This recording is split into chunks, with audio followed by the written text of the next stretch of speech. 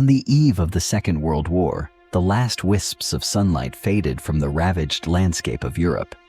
In the streets of Berlin, the sound of marching boots echoed through the night and seemed to grow louder with each passing day.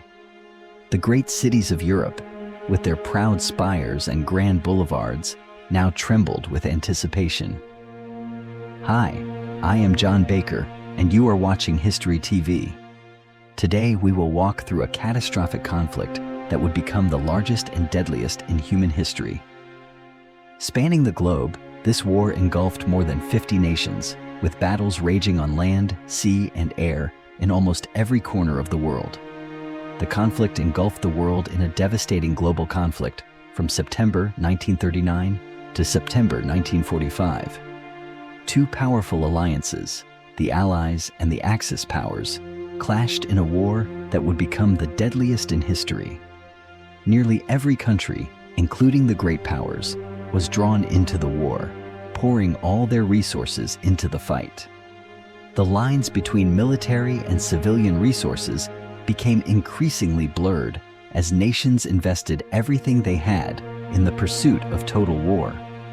Tanks rumbled across battlefields, while aircraft soared through the skies, unleashing strategic bombing campaigns on population centers and delivering the devastating nuclear weapons that would forever change the face of warfare.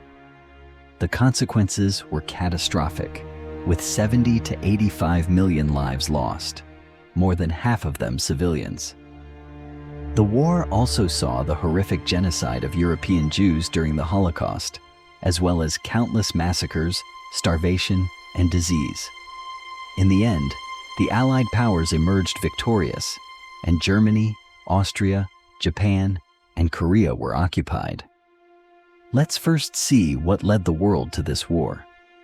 The aftermath of World War I brought about a seismic shift in Europe's political landscape. The defeat of the Central Powers, Austria-Hungary, Germany, Bulgaria, and the Ottoman Empire, led to a significant redrawing of the continent's borders.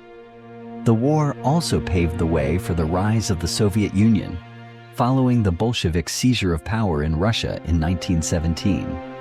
Meanwhile, the victorious Allies, France, Belgium, Italy, Romania, and Greece, expanded their territories, and new nations emerged from the ashes of the dissolved Austro-Hungarian, Ottoman, and Russian empires.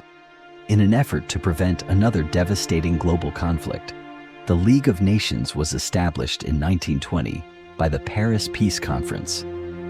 The organization aimed to maintain peace through collective security, disarmament, and diplomatic resolution of international disputes. However, despite the widespread desire for peace after World War I, a surge in nationalist sentiment swept across Europe. Germany, in particular, harbored deep-seated resentment due to the harsh terms of the Treaty of Versailles, which forced the nation to cede 13% of its territory, relinquish its colonies, and accept significant limitations on its military capabilities. This fertile ground for ideologies, which would ultimately contribute to the rise of Nazi Germany and the outbreak of World War II. The German Empire came to an end with the German Revolution of 1918 to 1919, giving rise to the Weimar Republic, a democratic government. However, the transition was marked by turmoil, with supporters of the new republic facing opposition from both the far right and far left. Meanwhile, in Italy, the aftermath of World War I saw a surge in nationalist sentiment. Despite gaining some territory, Italians felt betrayed by the UK and France, who had failed to deliver on their promises. This created a fertile ground for the fascist movement, led by Benito Mussolini, to seize power between 1922 and 1925. Mussolini's regime was marked by a totalitarian and nationalist agenda, which dismantled representative democracy and suppressed leftist and liberal forces. With an eye on expansion, Mussolini pursued an aggressive foreign policy aimed at establishing Italy as a dominant world power, envisioning a new Roman Empire. Adolf Hitler's rise to power began after a failed attempt to overthrow the German government in 1923. 10 years later, in 1933, he became Chancellor of Germany, appointed by President Paul von Hindenburg and the Reichstag. Following Hindenburg's death in 1934, Hitler seized the opportunity to declare himself the supreme leader, or Führer, of Germany, marking the end of democracy in the country. He then embarked on an ambitious plan to radically transform the world order, fueled by his extreme racist ideology. Meanwhile, France was trying to strengthen its alliance with Italy, and in doing so, gave Italy a free hand to expand its colonial empire in Ethiopia. However, things took a turn for the worse in early 1935, when the Saar Basin was officially returned to Germany, and Hitler took advantage of the situation to renounce the Treaty of Versailles, rapidly accelerate his rearmament program, and introduce mandatory military conscription. In April 1935, the United Kingdom, France, and Italy formed the Stresa Front, a united effort to contain Germany's growing power. However, just a few months later, the UK unexpectedly signed a naval agreement with Germany, easing restrictions and undermining the alliance's purpose. Meanwhile, the Soviet Union grew increasingly concerned about Germany's expansionist goals in Eastern Europe. In response, they drafted a treaty of mutual assistance with France, but the agreement was stalled in the League of Nations bureaucracy, rendering it ineffective. Across the Atlantic, the United States watched the escalating tensions in Europe and Asia with growing unease, prompting Congress to pass the Neutrality Act in August 1935. The following year, in March 1936, Hitler made a bold move by remilitarizing the Rhineland, violating the Versailles and Locarno treaties. The policy of appeasement allowed him to do so with little opposition. As the year went on, Germany formed powerful alliances with Italy and Japan.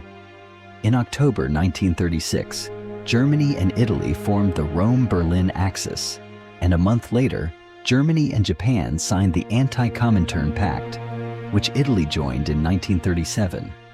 These agreements marked a significant shift in the global balance of power, setting the stage for the conflicts to come. Italy dropped its opposition to Germany's ambitions to annex Austria, further destabilizing the region and setting the stage for future conflicts. In March 1938, Germany annexed Austria without facing significant opposition from other European powers. Emboldened, Hitler turned his attention to the Sudetenland in Czechoslovakia, where many ethnic Germans lived. The UK and France, led by Prime Minister Neville Chamberlain, adopted an appeasement policy, allowing Germany to annex the Sudetenland in the Munich Agreement. However, this only whetted Hitler's appetite, and he soon invaded the rest of Czechoslovakia, splitting it into two territories under German control. He also forced Lithuania to cede the Klaipėda region. Hitler's aggression continued to escalate, fueled by his anger towards the UK and his desire for naval supremacy. As the summer of 1939 wore on, the situation in Europe grew increasingly tense. With Hitler making aggressive demands on the Free City of Danzig, the United Kingdom and France pledged their support for Polish independence. But when Italy invaded Albania in April, the UK and France extended their guarantee to Romania and Greece as well. In response, Germany and Italy solidified their alliance with the Pact of Steel. Hitler claimed the UK and Poland were trying to surround Germany and tore up existing agreements with both countries. As German troops massed on the Polish border, the Soviet Union shocked the world by signing a non-aggression pact with Germany in late August. This pact included a secret protocol dividing Eastern Europe into Soviet and German spheres of influence, casting a shadow over Poland's future. The deal ensured Hitler wouldn't face a two-front war, but when the UK and Poland formalized their alliance and Italy declared neutrality, Hitler hesitated and delayed his attack, scheduled for August 26th. The stage was set for a catastrophic conflict as the world held its breath. As Britain urged Germany to negotiate directly to avoid war, Germany instead made aggressive demands on Poland, intentionally escalating tensions.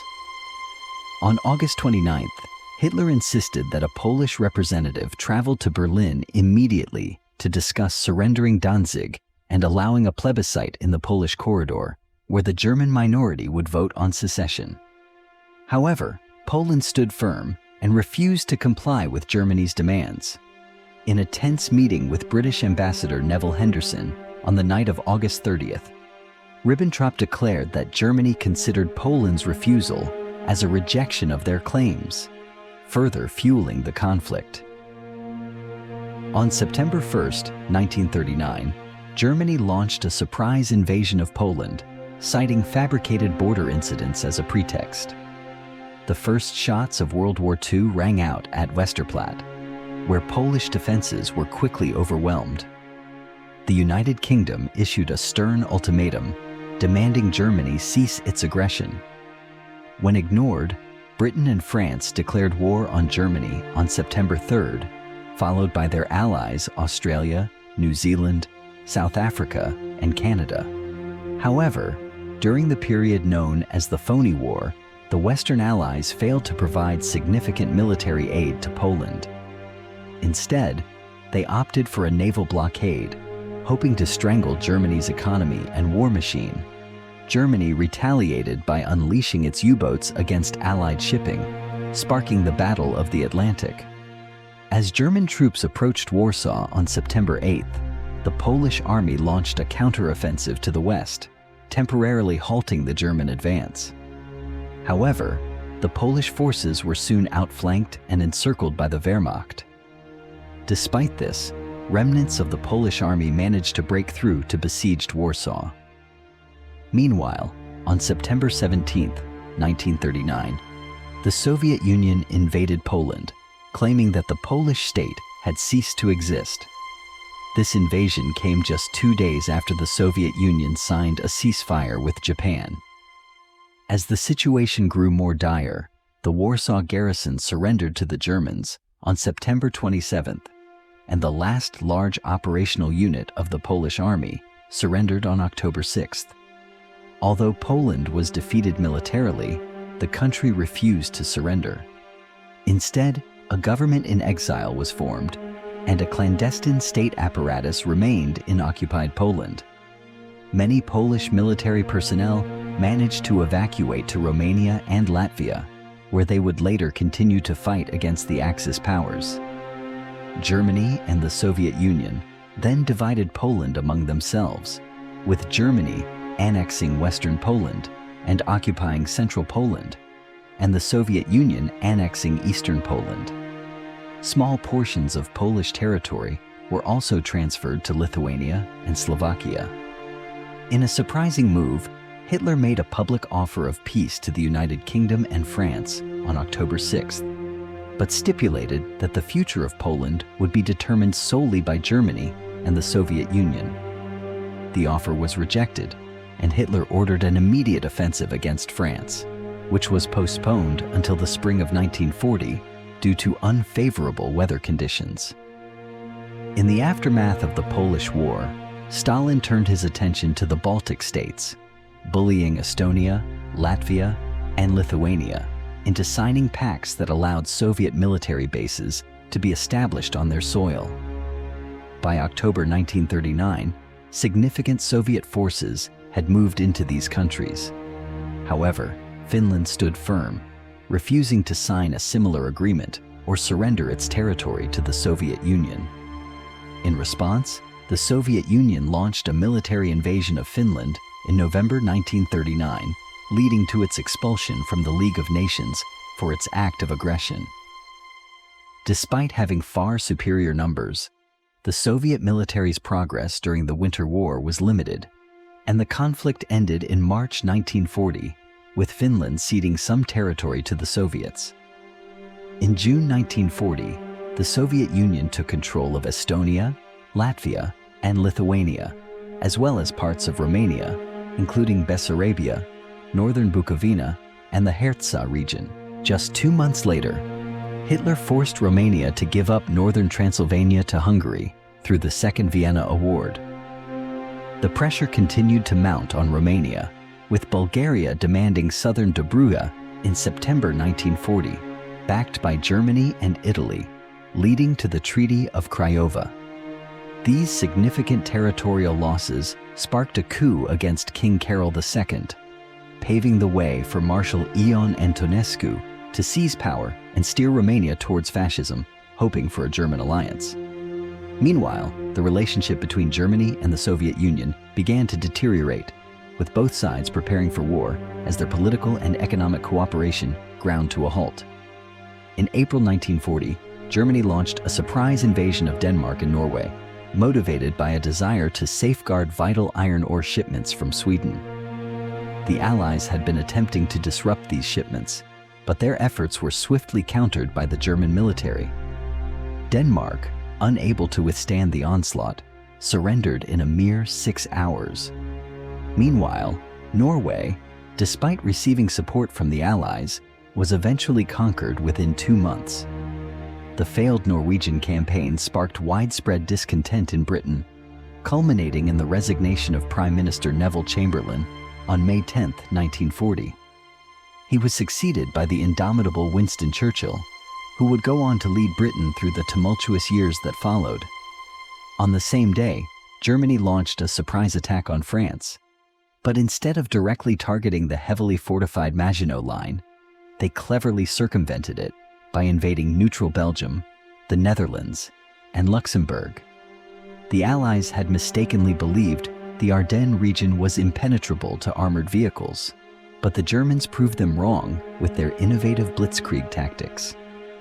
Quickly, the German army advanced to the Channel, trapping the bulk of the Allied forces near Lille. Although the UK managed to evacuate many troops by early June, they had to leave behind most of their equipment. Meanwhile, Italy declared war on France and the UK on June 10th and invaded France.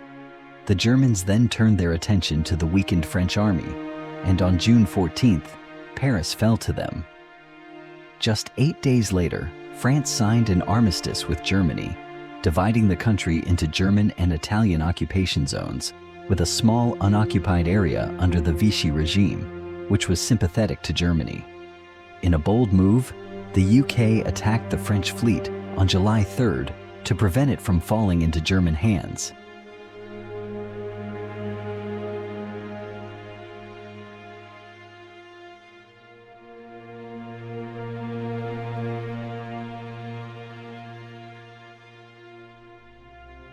In July 1940, the Luftwaffe launched a series of attacks on British shipping and harbors, marking the beginning of the Air Battle of Britain. The German air campaign aimed to gain superiority over the Royal Air Force, RAF, but ultimately failed, forcing the postponement of the planned invasion of Britain. The Blitz, a strategic bombing offensive, intensified with night attacks on London and other cities, but ended in May 1941 without significantly disrupting the British war effort.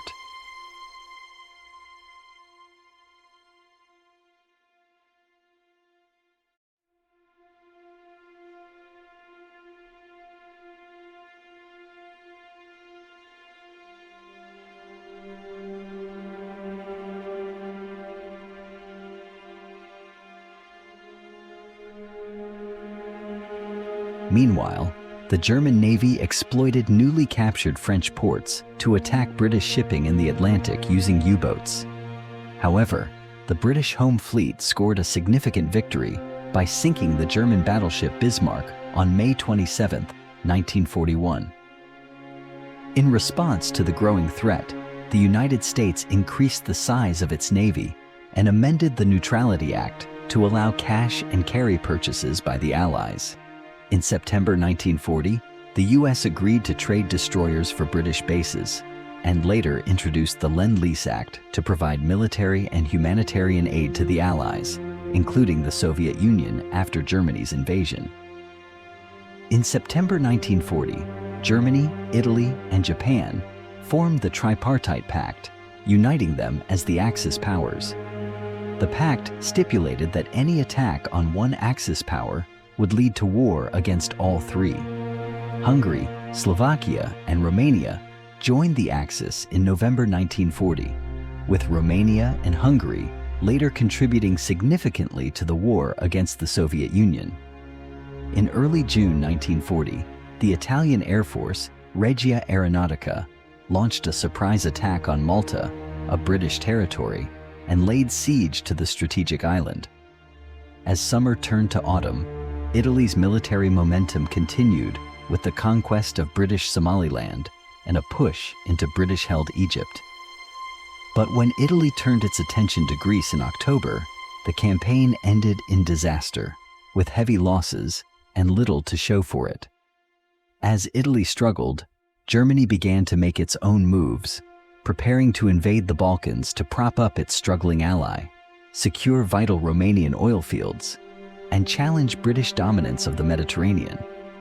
As the winter of 1940 gave way to the dawn of a new year, British Empire forces launched a series of bold counterattacks against the Italian military in Egypt and Italian East Africa. The Italian forces, caught off guard, were swiftly overwhelmed, and by early February 1941, they had lost their grip on eastern Libya. The Italian army suffered a humiliating defeat, with thousands of their troops taken prisoner. The Italian Navy fared no better, with 3 of its battleships crippled by a daring carrier attack at Taranto, and several more warships neutralized in the Battle of Cape Matapan. The string of defeats prompted Germany to intervene, sending an expeditionary force to North Africa in late March 1941. Led by the brilliant and daring General Rommel, the Afrika Korps launched a lightning-fast offensive that sent Commonwealth forces reeling. In a mere matter of weeks, the Axis powers surged forward, advancing deep into western Egypt and laying siege to the strategic port city of Tobruk. The stage was set for a prolonged and bloody battle in the scorching deserts of North Africa. As the spring of 1941 unfolded, Bulgaria and Yugoslavia made a fateful decision to join the Tripartite Pact. But their allegiance was short-lived, as a coup in Yugoslavia just 2 days later brought a pro-British government to power. This sudden shift in allegiance prompted a swift and decisive response from Germany and Italy, who launched simultaneous invasions of Yugoslavia and Greece on April 6, 1941. The onslaught was too much for either nation to withstand, and both were forced to surrender within a month. The German conquest of the Balkans was complete with the daring airborne invasion of Crete in late May. But the Axis powers soon found themselves facing a new challenge in Yugoslavia as partisan fighters launched a guerrilla war against their occupation. This resistance movement would continue to harass the enemy until the very end of the war. Meanwhile, in the Middle East, a different drama was unfolding. In May 1941, Commonwealth forces were tasked with putting down a German-backed uprising in Iraq. They succeeded in quashing the rebellion, but soon found themselves facing a new threat from German aircraft operating out of Vichy-controlled Syria. In response, British-led forces launched a campaign to capture Syria and Lebanon from the French, aided by the Free French Forces. By July, they had achieved their goal, securing a crucial victory in the region. As the situation in Europe and Asia appeared to be relatively calm, 3 major world powers, Germany, Japan, and the Soviet Union, were secretly gearing up for war. The Soviets, sensing growing tensions with Germany, sought to secure their eastern flank by signing the Soviet-Japanese Neutrality Pact with Japan in April 1941. Meanwhile, Japan saw an opportunity to expand its empire by seizing resource-rich European colonies in Southeast Asia, taking advantage of the distraction of the European War. Unbeknownst to the Soviets, Germany was quietly massing its forces along the Soviet border, preparing for a surprise attack. As the war raged on, Hitler became increasingly convinced that the United Kingdom's refusal to surrender was based on their hope that the United States and the Soviet Union would eventually join the fight against Germany. On July 31, 1940, Hitler made a fateful decision. He resolved to eliminate the Soviet Union and set his sights on conquering Ukraine, the Baltic states, and Byelorussia. However, not everyone in Hitler's inner circle shared his enthusiasm for war with the Soviet Union. Officials like Ribbentrop saw an opportunity to create a powerful Euro-Asian alliance against the British Empire, and they believed that inviting the Soviet Union to join the Tripartite Pact could be a masterstroke. In November 1940, negotiations between Germany and the Soviet Union began, with the Soviets expressing interest in joining the pact, but driving a hard bargain. They demanded concessions from Finland, Bulgaria, Turkey, and Japan that Germany deemed unacceptable.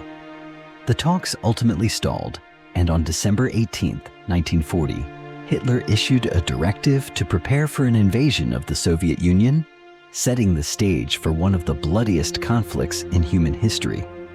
It was June 22, 1941, when Germany, backed by Italy and Romania, launched a surprise attack on the Soviet Union, known as Operation Barbarossa. Germany claimed the Soviets were plotting against them, but in reality, Hitler had long been planning to eliminate the Soviet Union as a military power, wipe out communism, and gain control of the region's resources. Finland and Hungary soon joined the fight. The German army swept across the Soviet Union, targeting the Baltic region, Moscow, and Ukraine. They aimed to push all the way to the Arkhangelsk-Astrakhan line, a vast area stretching from the Caspian Sea to the White Sea. But the Soviet Red Army was not easily defeated. They regrouped and mounted a strategic defense. As summer wore on, the Axis powers made significant gains, but at great cost. By August, the German army was depleted, and their commanders decided to shift focus. They paused their push towards Moscow and diverted troops to support the advance on Leningrad and central Ukraine. The move paid off, with the successful encirclement and defeat of 4 Soviet armies in the Kiev offensive. The stage was now set for further advances into Crimea and eastern Ukraine, including the First Battle of Kharkov. As the war raged on, a significant shift occurred in July 1941, with 3/4 of Axis troops and most of their air forces redirected to the Eastern Front. The United Kingdom saw an opportunity to reassess its strategy. This led to a military alliance with the Soviet Union against Germany, and the joint issuance of the Atlantic Charter with the United States, outlining their shared vision for the post-war world. In late August, British and Soviet forces invaded neutral Iran, securing crucial oil fields and preempting potential Axis advances. Meanwhile, Axis powers made strides in Ukraine and the Baltic region, but their siege of Leningrad and Sevastopol persisted. As winter approached, a major offensive against Moscow was launched, with German troops fighting fiercely for 2 months in increasingly harsh conditions. Though they reached the outskirts of Moscow, exhaustion forced them to halt their advance. Despite significant territorial gains, the Axis campaign fell short of its primary objectives. Moscow and another key city remained under Soviet control, and the Soviet Union retained considerable military strength. The lightning-fast phase of the European War had come to an end.